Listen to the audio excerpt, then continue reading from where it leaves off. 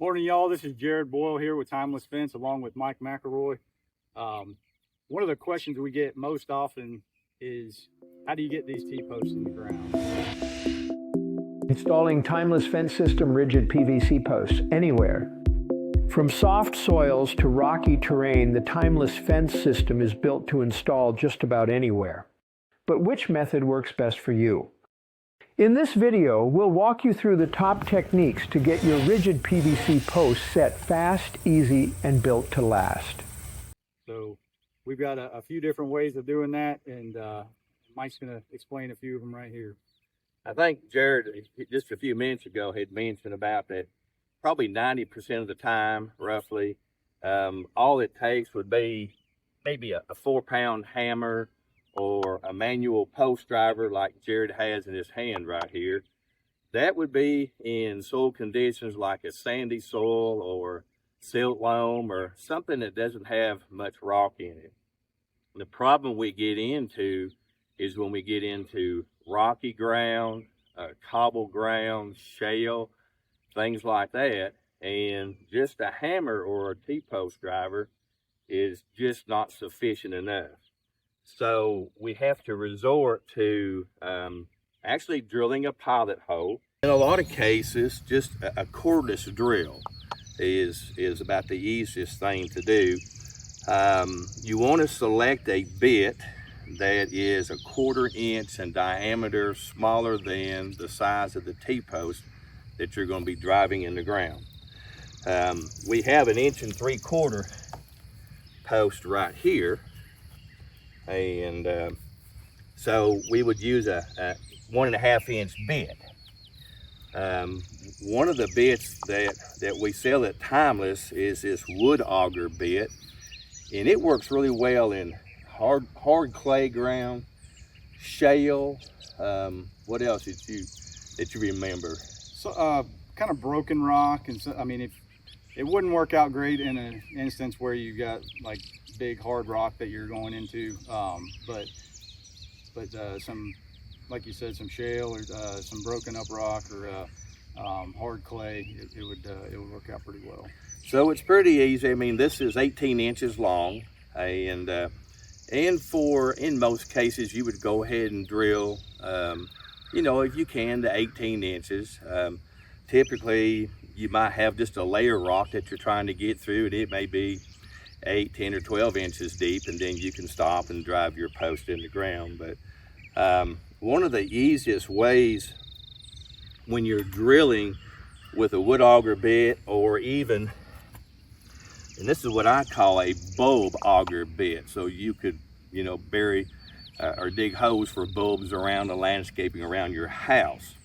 But both of these, what I have found out to be easiest to do in drilling a hole is work it in an up and down motion. So you're not just taking this drill and pushing it straight in the ground. You're kind of going up and down, and that helps clean the hole out at the same time. And then we get into more serious rock, harder rock. And I'll let you talk about this right here.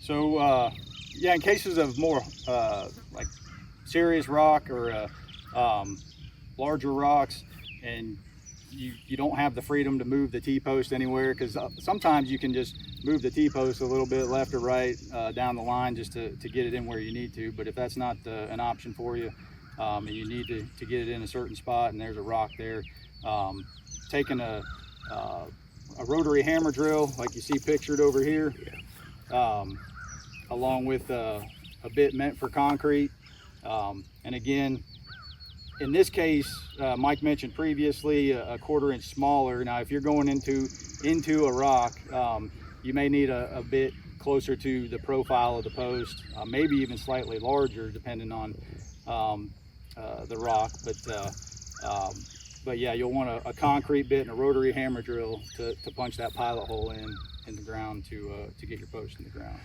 I know of one instance with a customer that I had. They were drilling into solid limestone rock, and even the exact same size bit as the post still would not go in. So they had to go slightly larger than that And this is a pretty serious job when you get in a situation like this. This is the one that you hope you don't have to, but there are going to be folks out there that's going to be in a situation like this. They drilled it slightly larger than they took concrete or cement and filled the hole in once they put the post in the ground, and then filled it with cement, and it worked great. It's just a little bit more effort that you got to take to do that. Okay. Jared, talk about just for a minute on the sizing the generator with our hammer drill and what's really important to be sure that you're aware of. So yeah, when you're using a hammer drill method, you know, most to get the power that you need, it's most likely going to be a plug-in AC drill. So you're going to need a generator to go along with it.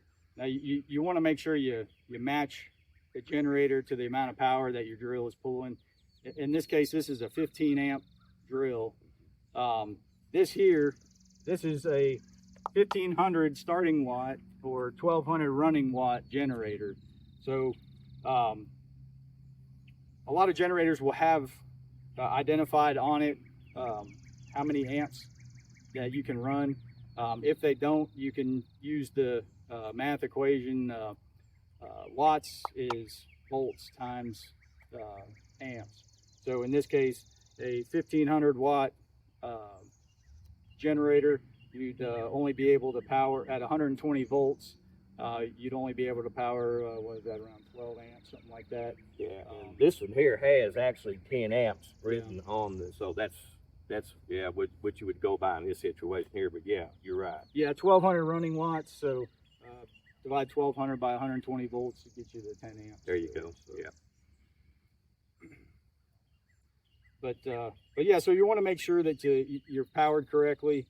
And that will change depending on your elevation and things of that nature.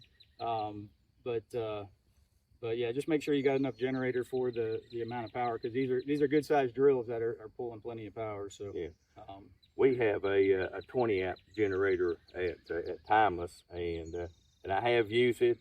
Set it in the back of a small trailer, hooked it up to a 4-wheeler, and use this hammer drill right here and just drive right down the fence line, drilling the holes. It was through shale ground, which and it was a very seriously eroded ground, and so I was in solid shale from the very beginning.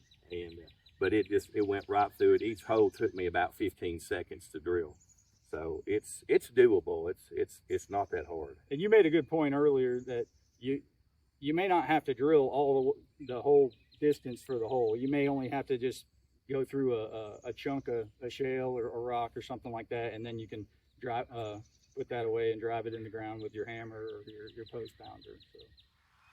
So if anybody has any questions, feel free to give us a call at Timeless Fence. Our number is 800-788-4709.